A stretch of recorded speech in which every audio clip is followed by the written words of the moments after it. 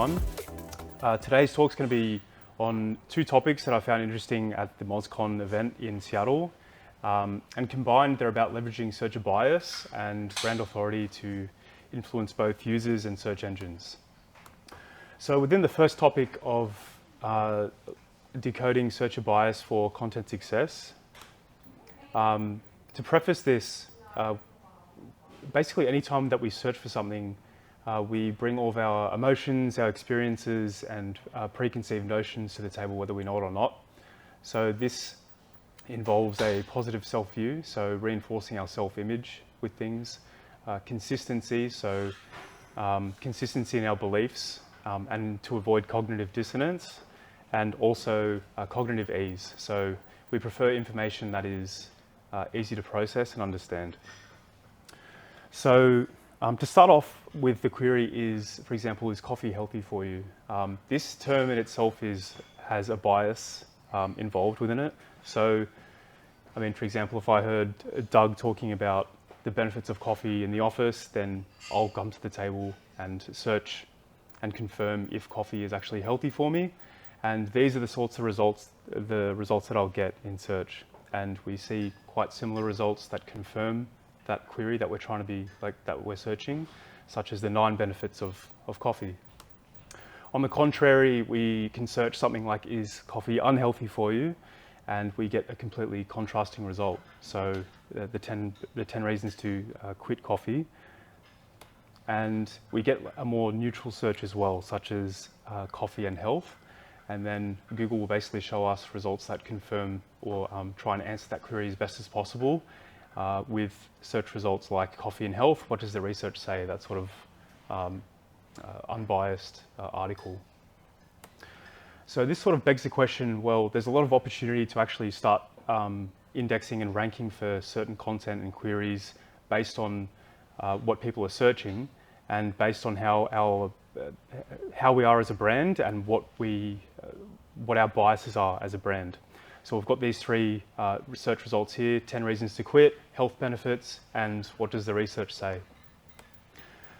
So the role bias plays is that the searches that we make and the results that we choose based on our audience formulate a whole purpose for SEO and the fundamental reason why we do SEO.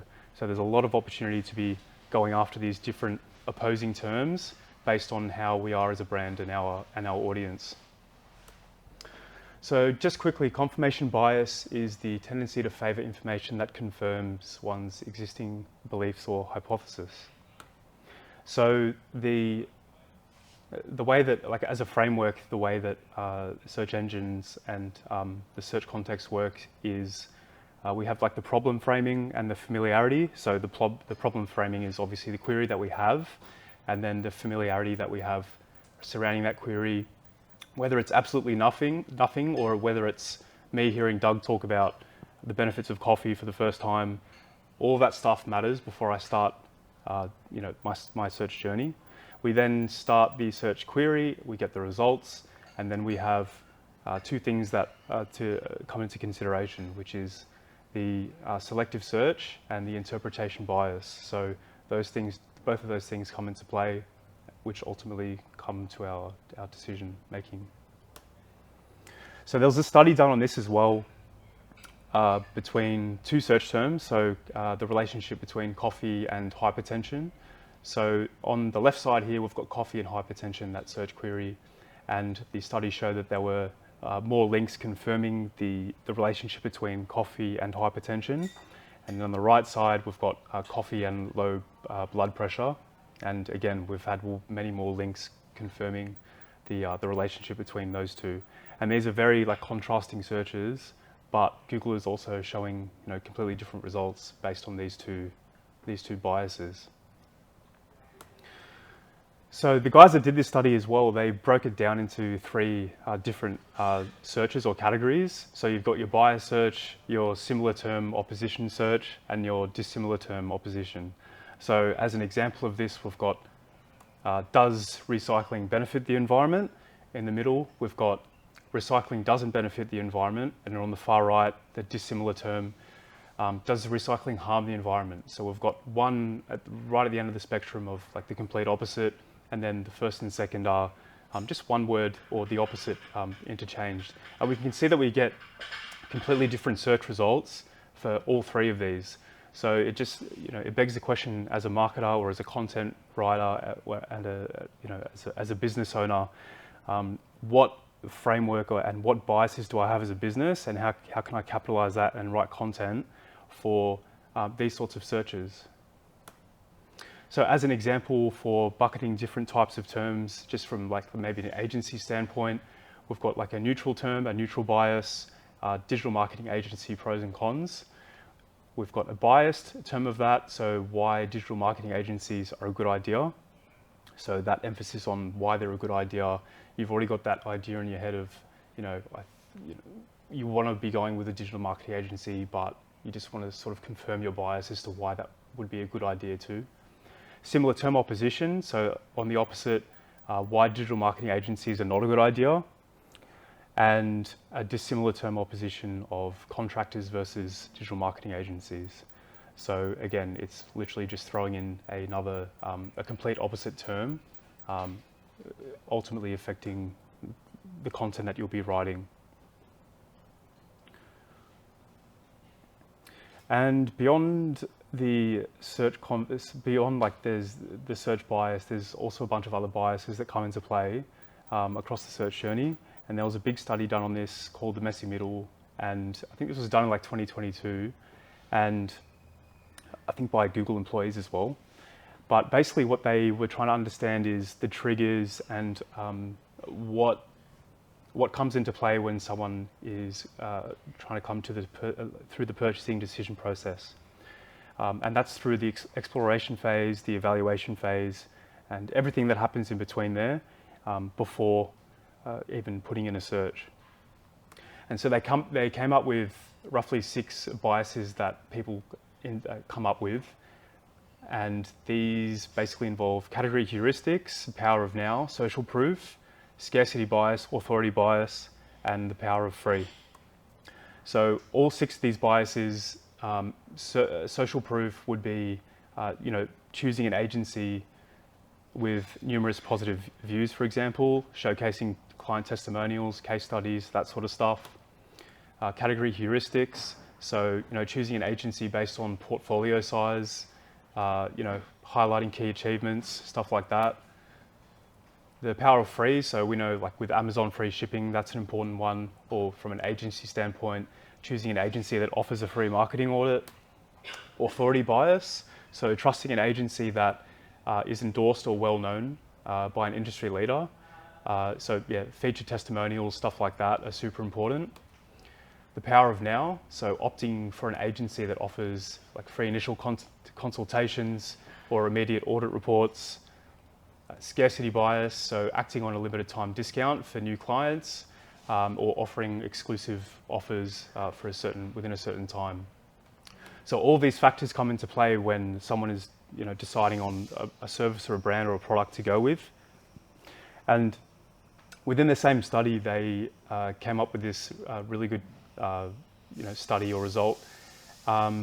This table is basically showing a bunch of different industries, and these people had an initial choice, an initial brand to go with, and then they were then presented a second choice after that. And within that second choice, all of these 6 biases were then offered, the ones that I just went through. And we saw a massive, like a switching, a rate of switch. So between 94 to 72% of people ended up switching, some less depending on what industry it was and some more. But it just goes to show that, the decision-making process with those biases that come into play, it's super influential. And this was another study that was done, a similar sort of thing, except there was the second brand that came in was a brand that was fictional, so it was made up, and the switching, the amount of people that switched from the first to the second brand was a bit less, but it was definitely significant. So between 28% to 87%, depending on the industry again, when all of these biases came into play and were factors to consider when choosing a brand. But looking at this graph, people were less likely to actually swap when taste or looks were involved. So things like cereal or whiskey or cat food, stuff like that. Not that people are eating cat food, but yeah, those sorts of businesses were more prone to switching. And then at the end, where it came to car insurance, they were way more likely to switch to another brand, even though they didn't know them, based on these biases that come into play.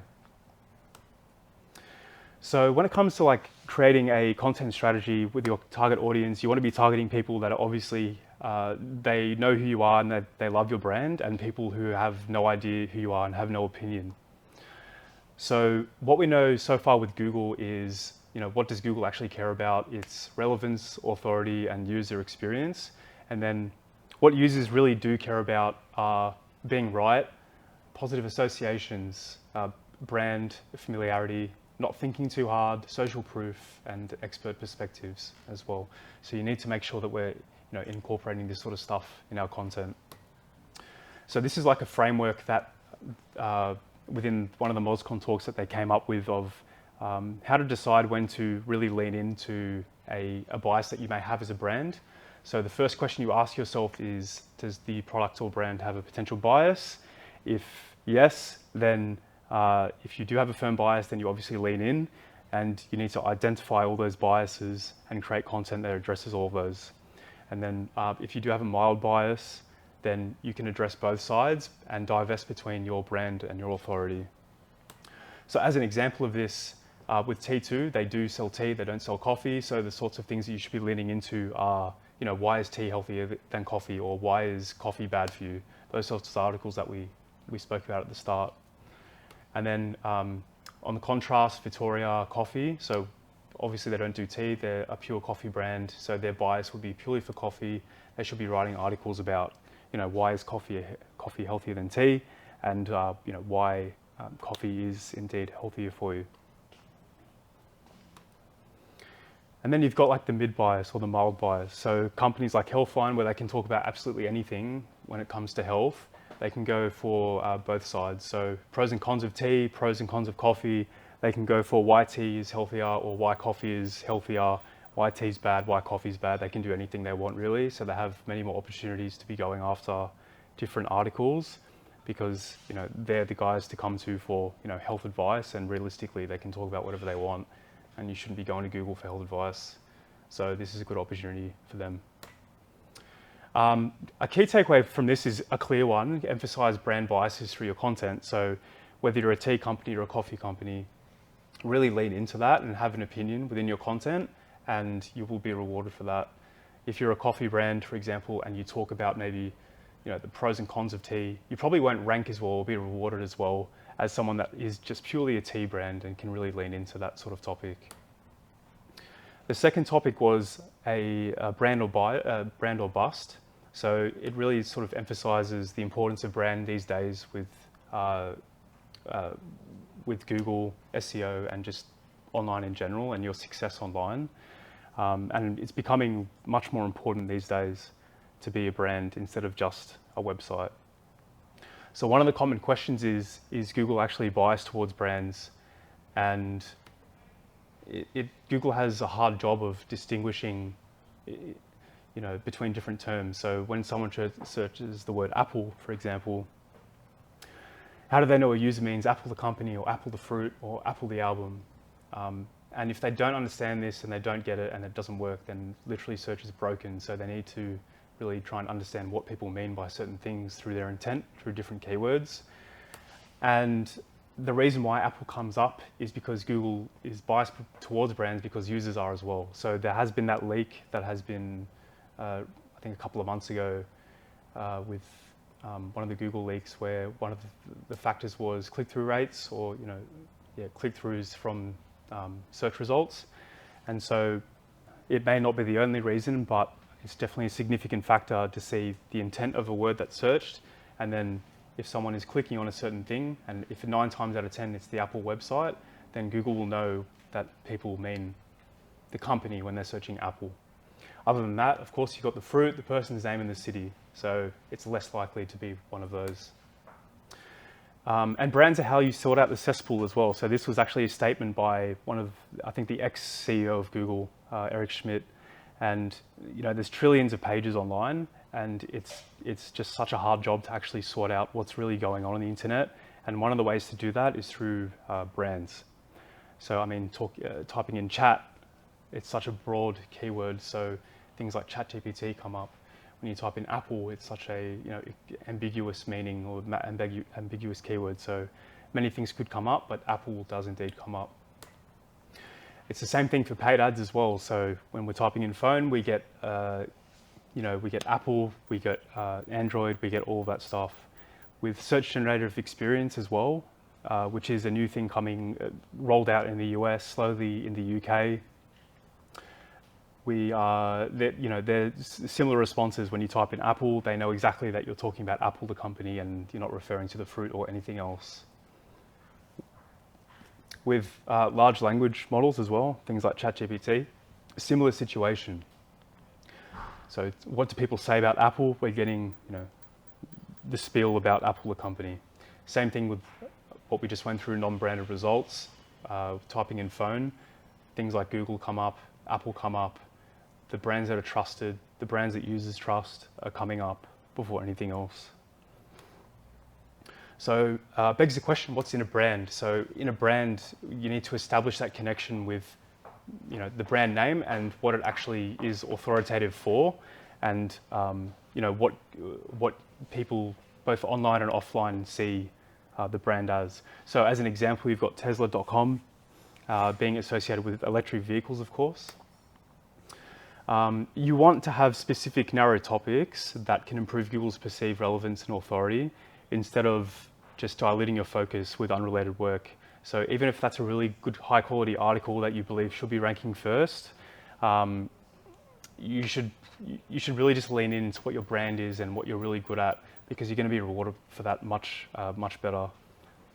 So again, as an example, we've got Tesla and the articles such as the benefits of EVs, how much you will save by using an EV, or on the contrast, how do hybrid vehicles work. You may think you've written a fantastic article about how hybrid vehicles work, but at the end of the day, that's not your specialty. That's not where you're really authoritative in, and you won't be rewarded as well for that in comparison to working with your biases and what you're really good at. So another study was done as well, looking at brand authority and how to tailor your content. So looking at these for vehicle manufacturers, Ford, Tesla, Chevy, Kia, and BMW. On the left side, we've got electric vehicle searches. So we can see that Tesla, for example, has a 61 level of authority on a scale of 0 to 100, which is really good. And then on the right side, we can see the authority of Tesla when people search for hybrid vehicle searches, and it's ultimately 0 because that's not what they're known for and that's not what they're good at. So ultimately, they're not going to be rewarded for that. So it just goes to show that you should be really tailoring your content around things that you're specializing in and what your thing is, and really leaning in on that. What drives traffic as well? So brands drive a significant amount of traffic that otherwise wouldn't be done with organic as well. So when we look at terms like ChatGPT, none of this would be possible without a brand. So looking at late 2022, it skyrocketed literally at the peak, and then it has now come again in mid 2024. None of this would be possible without brand and and marketing. Another example of this is that brands also create new search demand. So the Ford Mach-E, for example, we've got electric Mustang, we've got electric Mustang Mach-E, we've got Ford electric car, Mustang EV, and Mach-E price. So over time, you're going to start getting people that are familiar with your brand, and they're going to start, creating searches and concepts and searches in their head for Google. And you're going to start seeing a bunch of search volume come up for terms that you may not even had the intent of being created, but it's because of that. You've planted the seed in their mind with your brand and what you're good at. You're going to start developing all this search volume along with it, which is just not possible in non-branded situation. So like again, as an example of this, we've got how this creates new search demand. So DALL-E at the bottom, that's a brand. AI products, chatbot, those are two non-branded terms, and then following that are all branded except for chat. And ChatGPT sits at the top for 11.3 million searches on average a month. So again, this is just not possible without both online and offline marketing and developing a strong branded presence instead of just creating a website about chatbots. Another example of that is NVIDIA. So again, drivers, non-branded, good search volume, but not as good as what it could be. Graphics card, really good, but not as good as what that brand is and how much traffic and awareness they've built over their period of their existence, such as NVIDIA and GeForce now, trumping it to 2 to 3 times bigger than graphics cards. How do you build brand authority? So we could go into this quite in depth, but there's a few main points that you should be doing this with. So use other channels to drive user behavior in your favor when they're using search engines. So make sure that you have a brand positioning. So differentiators like Apple and innovation, clear brand messaging. So with Nike, just do it. A consistent visual identity, a multi-channel presence, and adaptability and community connection are all the main things that you should be doing, both online and offline, to be building a large presence and an established brand. And make sure that you're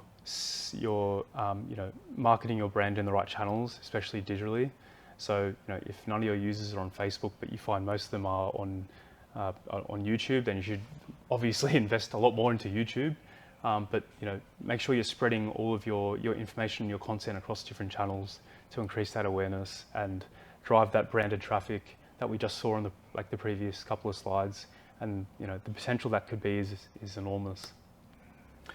And a key takeaway from this one is obviously investing in building a strong, recognizable brand, because when it comes to brands, not only does it drive search volume, but it drives a trust for Google search engines to ultimately rank you for the things that you're doing and the associations that you're trying to rank for, and obviously the products that you're selling. So it does come with both of those benefits as well.